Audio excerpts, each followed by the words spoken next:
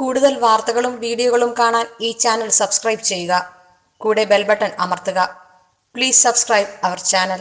നമസ്കാരം. എല്ലാ മാന്യ പ്രേക്ഷകർക്കും ജ്യോതിഷ സെഗ്മെന്റിലേക്ക് സ്വാഗതം. നമ്മൾ ഇന്ന് ഇവിടെ പറയുന്ന വ്രതം എല്ലാ ദിവസവും തിങ്കൾ, ചൊവ്വ, ബുധൻ, വ്യാഴാഴ്ച എല്ലാ ദിവസവും വ്രതം എടുക്കുന്നുണ്ട്.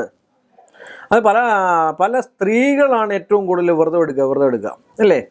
അപ്പോൾ അവരെൻ്റെ അടുക്കൽ വന്നിട്ട് പറയുന്നുണ്ട്, ഞാൻ വെള്ളിയാഴ്ച വ്രതം എടുക്കുന്നുണ്ട്, വർഷങ്ങളായിട്ട് വെള്ളിയാഴ്ച വ്രതം എടുത്തുകൊണ്ടിരിക്കുക, എനിക്കൊരു ഫലവും ഇല്ല.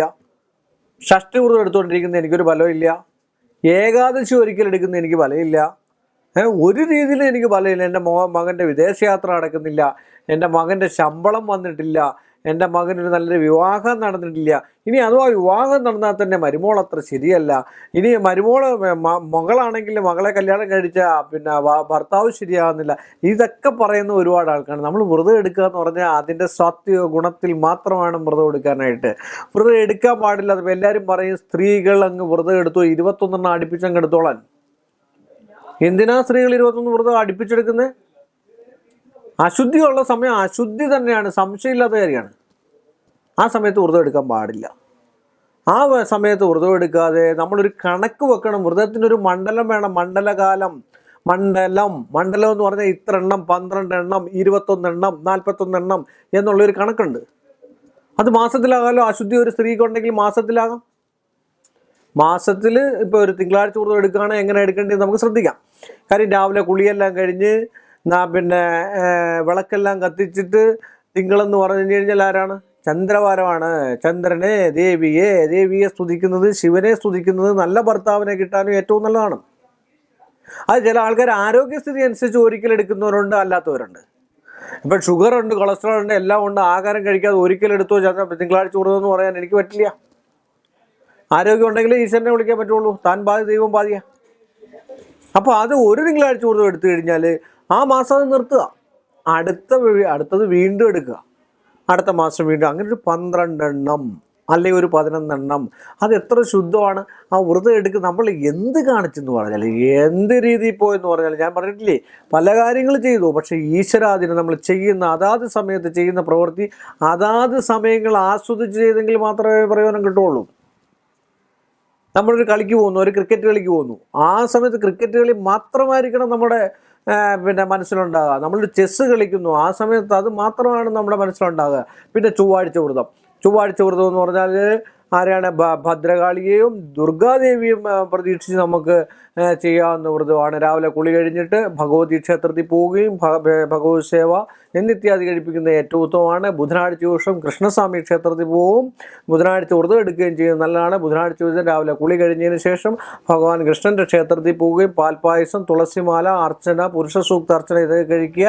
വയ്യമ്പാട് സമയത്ത് നമ്മൾ ഫ്രൂട്ട്സോ മറ്റു കാര്യങ്ങളോ ഒക്കെ കഴിച്ച് കിടന്ന് കൃഷ്ണനാമമൊക്കെ ചൊല്ലി ജപിച്ച് കിടക്കുന്നത് നല്ലതാണ്. വ്യാഴാഴ്ച ദിവസം മഹാവിഷ്ണുവിനെ പ്രാർത്ഥിക്കുന്നത് ഏറ്റവും നല്ലതാണ്. വ്യാഴാഴ്ച ഒരിക്കലെടുക്കുന്നത് നല്ലതാണ്. വ്യാഴാഴ്ച രാവിലെ കുളി കഴിഞ്ഞ് ഉദയത്തിന് എണ്ണീറ്റ് കുളിയെല്ലാം കഴിഞ്ഞ് മഹാവിഷ്ണു ക്ഷേത്രത്തിൽ പോയി ഈറനോടോ അല്ലാതെയോ അല്ലെങ്കിൽ നിർമാല്യം തൊഴുത് ഗണപതി ഹോമമൊക്കെ കണ്ട് അവിടുത്തെ ഇച്ചിരി ഭക്ഷണം മേടിച്ച് വെള്ള നിവേദ്യമല്ലോ മേടിച്ച് കഴിച്ച് ഒരു ഉച്ചപൂജ കണ്ട് തിരിച്ചു വന്നതിന് ശേഷം വൈകുമ്പാട് സമയത്തും ഭഗവാന്റെ സന്നിധിയിൽ പോയി, ഇനി ഭഗവാൻ എടുക്ക പോകണമെന്ന് നിർബന്ധമുള്ളവർക്ക് നിർബന്ധമായിട്ട് പോകാം. വീട്ടിലിരുന്ന് ഇതൊക്കെ ചെയ്യാവുന്നതുള്ളൂ. അതൊക്കെ ചെയ്യാവുന്നവർക്ക് വീട്ടിലിരുന്നും ചെയ്യുക. ഏറ്റവും നല്ലതാണ് വ്യാഴാഴ്ച വ്രതം മഹാവിഷ്ണുവിനെ പ്രസാദിപ്പിക്കുന്നത്. വെള്ളിയാഴ്ച ദിവസം ഭദ്രകാളിയെ പ്രസാദിപ്പിക്കുന്നത് ഏറ്റവും നല്ലതാണ്. ലളിത സഹസ്രനാമം ജപിക്കുക, ഭഗവത് സേവ നടത്തുക, അതുപോലെ ഭദ്രകാളി ഇഷ്ടസൂക്തം കൊണ്ടുള്ള പുഷ്പാഞ്ജലി കഴിപ്പിക്കുക. ഇതൊക്കെ ചെയ്യുന്നത് നല്ലതാണ്. അതുപോലെ തന്നെ ശനിയാഴ്ച വ്രതം എന്ന് പറയുമ്പോൾ ശാസ്താവിനെ സങ്കല്പിച്ച് ശിവനെ സങ്കല്പിച്ച് എടുക്കാവുന്നതാണ്. ശനിയാഴ്ച ദിവസം കറുത്ത വസ്ത്രം ധരിക്കുക, അല്ലെങ്കിൽ നീലപ്പട്ട് ശാസ്താവിന് ചേർത്തുക, നീല വസ്ത്രം ധരിക്കുക, ഒരിക്കലെടുക്കുക. 4 നേരവും ഭക്ഷണം കഴിക്കാം. പച്ചക്കറിയാകാവോ, ഇറച്ചി, മീൻ, മുട്ട, മത്സ്യം ഒന്നും ഉപയോഗിക്കാതെ ശനിയാഴ്ച നന്നായിട്ടൊരു വ്രതം നോക്കിയാൽ മാക്സിമം പല കാര്യങ്ങൾക്ക് ഏറ്റവും ഉത്തമമായിട്ടുള്ള ഒരവസ്ഥയാണ്. ഞായറാഴ്ച വ്രതം എടുക്കുക. ഞായറാഴ്ച വ്രതം ഭാര്യാഭർത്തൃ കലഹത്തിന് ഏറ്റവും നല്ലതാണ്. ഞായറാഴ്ച ദിവസം എന്ന് പറഞ്ഞാൽ ഭാര്യയും ഭർത്താവും ഭിന്നിച്ച് നിൽക്കുന്ന ആൾക്കാർക്ക് ഏറ്റവും ഉത്തമമായിട്ടുള്ള ദിവസമാണ് ഞായറാഴ്ച ദിവസം. അത് രവിവാരമാണ്. ആ രവിവാരത്തിൽ ശിവനെ പ്രസാദിപ്പിക്കുന്നത് ഏറ്റവും ഉത്തമമാകും. എല്ലാ ദേവതകൾക്കും ഞായറാഴ്ച ഏറ്റവും ഉത്തമമാണ്. എങ്കിൽ തന്നെയും ശിവനാണ് ഏറ്റവും കൂടുതൽ പ്രാധാന്യമുള്ള ശിവക്ഷേത്രത്തിൽ പോവുക, ജലധാര നടത്തുക, കൂളമാല വയ്ക്കുക, ദേവിയെ കൂടെ പ്രസാദിപ്പിക്കുക, ഉമാമഹേശ്വര സങ്കല്പങ്ങളൊക്കെ സായുജ്യപ്പെടുത്തുക. ഇങ്ങനെയൊക്കെ ചെയ്ത് കണ്ടു കഴിഞ്ഞാൽ ഈ ഒരാഴ്ചയുള്ള എല്ലാ വ്രതങ്ങളും എടുക്കുന്നത് നല്ലതാണ്. അതൊരു മണ്ഡലം തികച്ച് നമ്മൾ ആ വ്രതം എടുക്കുവാണെങ്കിൽ ഭാവിയിൽ നിങ്ങൾക്ക് എല്ലാവർക്കും ഐശ്വര്യവും സമ്പൽ സമൃദ്ധിയും ഒക്കെ ഉണ്ടാകും. വ്രതം എടുക്കുന്ന ഫാസ്റ്റിംഗ് തന്നെ നല്ലതാണ്, രോഗം ദുരിതമൊന്നും ഉണ്ടായിരിക്കും. അതുകൊണ്ട് വ്രതം എടുക്കുന്നതുകൊണ്ട് ഒരു ദോഷവും ഉണ്ടാകത്തില്ല എന്ന് പറഞ്ഞുകൊണ്ട് ഞാൻ ഈ എപ്പിസോഡിലൂടെ അവസാനിപ്പിക്കുകയാണ്.